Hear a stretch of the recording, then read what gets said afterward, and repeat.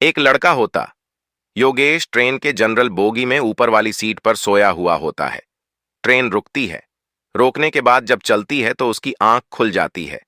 आंख खुलने के बाद जब वह देखता है तो नीचे वाली सीट पर उसकी पत्नी, जो 6 साल पहले उसके तलाक हो चुकी थी, वहीं बैठी हुई है। उसे देखकर कि वह देखता ही रह गया, क्योंकि जब तलाक हुई थी तब वह खूब तंदुरुस्ती थी, लेकिन उसके बाद जब वह मिली तो उसका शरीर सूख कर कांटा हो चुका था और एक कम पैसों वाली साड़ी पहनी हुई थी और सीट पर बैठी हुई थी, मानो इसका कुछ खो गया हो। योगेश ने जब देखा और अकस्मात उसकी भी नजर पर पड़ी तो वो भी देख करके अपनी नजर खिड़की की तरफ कर लेती है। उसके बाद वह लड़का योगेश होता है, ऊपर से नीचे आता है। उसकी पत्नी रागिनी बैठी हुई होती है। उसके पास एक लड़का बैठा होता है। योगेश उससे कहता, भाई आप ऊपर वाली सीट पर बैठ जाओ, तो वह लड़का मान जाता है और ऊपर वाली सीट पर चला जाता है। जब वह बैठता है, बैठने के बाद रागिनी से पूछता है, आप इस हालत में आपकी दशा क्या है? क्या आपने अभी तक कोई शादी नहीं की है? तो थोड़ी देर बाद रागिनी कहती है, नहीं। उसके बाद रागिनी योगेश से पूछती है, क्या आपने शादी कर ली? वो भी ना में सर हिला देता है, अभी नहीं। लेकिन थोड़ी देर के लिए दोनों मौन रहता है। मौन रहने के बाद फिर योगेश को रोका नहीं जाता है। वह पूछता है, यह तुम्हारी दशा क्या है? आप कहां जा रही हो? तो रागिनी कहती हैं कि बड़ा भाई रहता है, मां की तबीयत ज्यादा खराब है, मकान और मां की देख रेख के लिए मां को देखने के लिए जा रही हूं। आप कहां जा रहे हैं? योगेश कहता है कि मैं भी कानपुर जा रहा हूं किसी काम से। इसी सिलसिले में बातें चलती रहती है। थोड़ी देर बाद क्या होता है कि कुल्फी बेचने वाला उसी जगह आ जाता है। कुल्फी बेचने वाला आता है योगेश और उसे अपने पास बुलाता है और बुलाने के बाद कहता है, क्या कुल्फी खाओगी? पहले मना करती नहीं नहीं। फिर योगेश कहता है, दोस्त कुल्फी खा लो। होता क्या है? कुल्फी खा लो, कुछ नहीं होता। उसके बाद सोच समझकर वह लड़की कहती, रागिनी कुल्फी तो खाएंगे, लेकिन एक शर्त होगी। योगेश कहता है, क्या शर्त होगी? शर्त यह होगी कि कुल्फी के पैसे हम देंगे। योगेश कहता, कोई बात नहीं, ठीक है, आप दे देना। 2 कुल्फी लेती है। रागिनी लेने के बाद एक अपने पति योगेश को देता है। उसके बाद में एक कुल्फी वह खुद खाने लगती है। कुल्फी खाने के बाद चर्चाएं बढ़ जाती हैं। योगेश कहता है, काश आप पहले कितनी सुंदर थीं। आपने कुछ पैसे दिए? और देने के बाद रागिनी कहती हैं, मैंने एक प्राइवेट स्कूल में पढ़ाना शुरू कर दिया है। महीने के मुझे 10,000 रुपए मिलते हैं।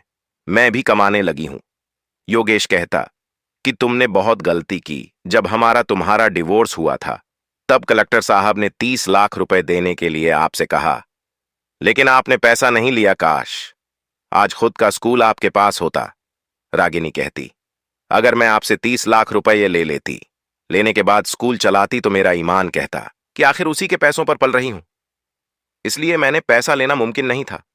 योगेश कहता है, कोई बात नहीं है, चलो ठीक है, जैसा कुछ है। योगेश कहता है, मैंने पीना भी छोड़ दिया है, किसी को तकलीफ देना भी छोड़ दिया है। अब मैं बहुत पछता रहा हूं तुमसे। डाइवोर्स हो गया उस समय। कोई बात नहीं, ऐसा होता रहता है। रागिनी पूछती है, मां कैसी है? योगेश कहता है, मां की मत पूछो। मां जब भी पूछती थी तब कहते थे, बहू को ले आओ, लेकिन उन्होंने कहा, मालूम था कि तलाक होने के बाद पत्नी घर पर नहीं आती है। मां को मरे हुए तो बहुत समय हो गया। रागिनी कहती, मैं जब आई थी तो मां को तो मैंने भला चलना छोड़ा था। क्या हुआ? बोले, तुम्हारी चिंता में गुजर गई। मैं भी अकेला हूं, अपना करता हूं और खाता हूं, अपनी जिंदगी गुजार रहा हूं। थोड़ी देर के लिए कुछ नहीं कहती है, लेकिन अंत में योगेश कहता है कि आप और क्या करती हो? रागिनी कहती है, कुछ नहीं, बस कॉलेज में पढ़ाई करते हैं, उसी से अपना गुजारा करते हैं। बोले, हमसे बहुत भूल हुई जो हमने आपको बहुत ज्यादा समझ नहीं पाया और आपकी हर समस्या का समाधान मैन दूसरी तरफ निकाला, इसीलिए इतनी दूरियां बढ़ गईं। उसके बाद योगेश कहता है, चलो जो हुआ वह हो गया। लेकिन रागिनी भी समझ रही थी कि योगेश के दिल में कुछ और चल रहा है। लेकिन योगेश भी समझ रहा था कि रागिनी भी कुछ कहना चाहती है, लेकिन कुछ शर्मा रही है। बोले, ठीक है, गुजर तो हो ही रही है। धीरे धीरे बातें करते करते कानपुर स्टेशन आ जाता है। दोनों उतर जाते हैं। योगेश पूछता है कि कल आप कितने बजे वापस लौट करके आओगी? तो बोले, आज रात को रुकूंगी मां के पास, मेरे घर को लगभग 8 बजे में आ जाऊंगा। इसके बाद में योगेश कहता है, कल आ जाना, 2 टिकट हम ले लेते हैं। बोले, नहीं। उसके बाद वह अपने घर चली जाती हैं और कहती हैं, मैं कल 9 बजे यहां मिलूंगी। योगेश वहां से चला जाता है, जिसे अपना काम करना था, अपना स्वरूप बदल देता है। बदलने के बाद और वह काम अपना निपटा करके 8 बजे रेलवे स्टेशन पर आ जाता है।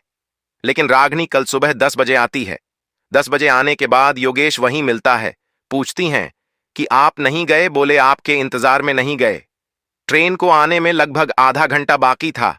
योगेश ने 2 टिकट लिए हुए थे। कहा बस मना मत करना, मैं 2 टिकट खरीदे हैं और आप जाना, शर्मिंदा मत करना। कुल्फी खाते, आपकी हर कमजोरी, कुल्फी खाना था, कुल्फी लेते हैं, दोनों खाते। उसके बाद ट्रेन आ जाती है। जब ट्रेन आती, ट्रेन के बाद में दोनों बैठ जाते हैं। बैठने के बाद अपनी बातें करते हैं। योगेश पूछता है, तुम्हारी माँ ठीक है? बोले, हाँ माँ तो ठीक है, तबीयत में सुधार है, माँ भली चल रही हैं, अब अपने घर पर जा रहे हैं। ऐसी बातें करते हुए योगेश कहता है कि अब ठीक ठाक चल रहा है समय, मैंने भी पीना भी छोड़ दिया है, अब मैं किसी को परेशान करना नहीं चाहता। रागिनी कहती, अगर आप पहले नहीं पीते तो यह समस्याएं 5 साल में आपके साथ नहीं और यह समस्या सामने नहीं आती। आपने मेरी एक भी बात नहीं मानी। मैं बार बार समझाती रही, लेकिन आपने पीना नहीं छोड़ा और हमें भी टॉर्चर करते रहते थे आपकी। चलते मेरे 2 गर्भपात हुए। आज एक बड़ा बेटा होता तो 8 साल का होता, छोटा 6 वर्ष का होता। यह बात सुनकर के योगेश भी गदगद हो गया। कहने लगा, क्या मुझे नहीं मालूम था इतनी बड़ी भूल हुई है? वो भी अपने को पछतावा जितना मान रहा था। रागिनी भी बैठी हुई थी, योगेश के कंधे पर अपना सर रख करके ऐसे रो रही थी जैसे बच्चे रो रहे। रोने के बाद धीरे धीरे जहां रागिनी को उतरना था, वो जगह आगे ट्रेन रुकती। योगेश कहता है कि तुम्हारा तो स्टेशन आ चुका है, लेकिन रागिनी को उतरना नहीं था, नया सफर शुरू करना था। तो रागिनी कहती है, अब हमें नई जिंदगी जीनी है, अब इस जगह नहीं उतरना है, अमेठी की राह नहीं देखनी, अब केवल हमें अपने ससुराल जाना है, आपके साथ चलना है। यही सोचकर के योगेश और रागिनी दोनों चल रहे थे। और योगेश का जहां घर होता है, जहां उतरना होता है, उसी स्टेशन पर दोनों उतरते हैं।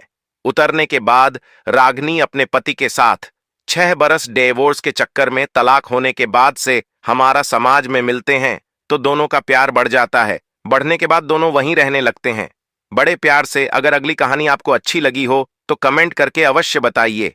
ऐसी कहानी सुनने से परिवार नहीं बिगड़ते हैं, जागरूकता होती है।